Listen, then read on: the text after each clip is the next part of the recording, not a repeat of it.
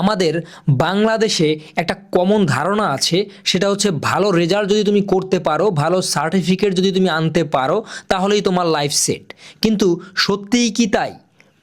আপনার আশেপাশে যদি আপনি একটু ভালোভাবে খেয়াল করেন, তাহলে দেখবেন কতজন মাস্টার্স পাস করেও টিউশনি করে দিন কাটাচ্ছে। আবার দেখতে পারবেন কতজন এসএসসি এইচএসসি পাস করেও ফ্রিল্যান্সিং করে মাসে লক্ষ টাকা ইনকাম করছে।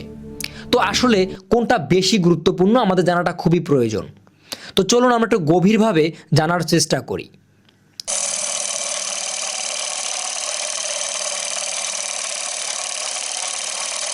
তো ভিডিওটি শুরু করার আগে আপনাদের কাছে একটা অনুরোধ থাকবে, আপনারা যদি আমার চ্যানেলের প্রথম এসে থাকেন আর এই ভিডিওটি যদি ফার্স্ট টাইম দেখে থাকেন, চ্যানেলটি অবশ্যই সাবস্ক্রাইব করে দিবেন, কারণ আপনাদের সাবস্ক্রাইব এবং লাইক এবং একটি শেয়ার আমাকে অনেক অনুপ্রেরণা দিয়ে থাকে পরবর্তী ভিডিওটি তৈরি করার জন্য।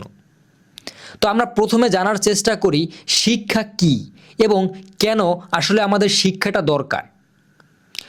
শিক্ষা কি শুধু একটি সার্টিফিকেট? প্রথমে আমাদেরকে বুঝতে হবে শিক্ষা বলতে আমরা কি বুঝি।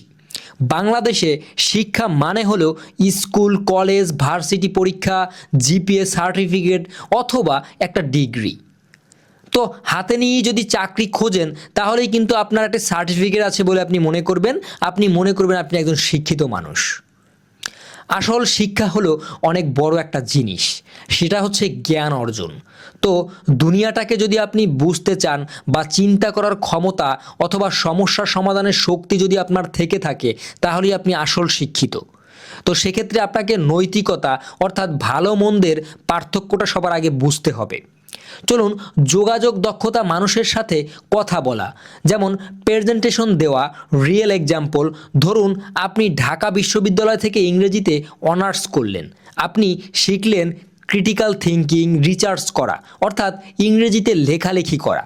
এগুলো কিন্তু আপনার ফাউন্ডেশন তৈরি করে দেয়, অর্থাৎ একটি খুঁটি তৈরি করে দেয় আপনাকে, অর্থাৎ সেটা একটি শিক্ষার সুবিধা, যেটাকে বলে সামাজিক সম্মান।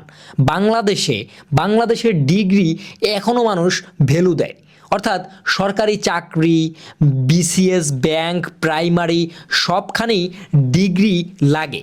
অর্থাৎ বেসিক নলেজ যে কোনো ফিল্ডে আসলে আপনাকে ঢোকার দরজা খুলে দিবে। যেমন নেটওয়ার্কিং, অর্থাৎ ভার্সিটিতে আপনি যে কানেকশন তৈরি করেন সেটা সারা জীবন কাজে লাগে। কিন্তু একটা বড় কিন্তু আছে এখানে, সেই কিন্তুটা কি? সেটা হচ্ছে দক্ষতা। আচ্ছা, দক্ষতা কি আমরা এখন সেটা একটু জানার চেষ্টা করি। দক্ষতা কেন আপনার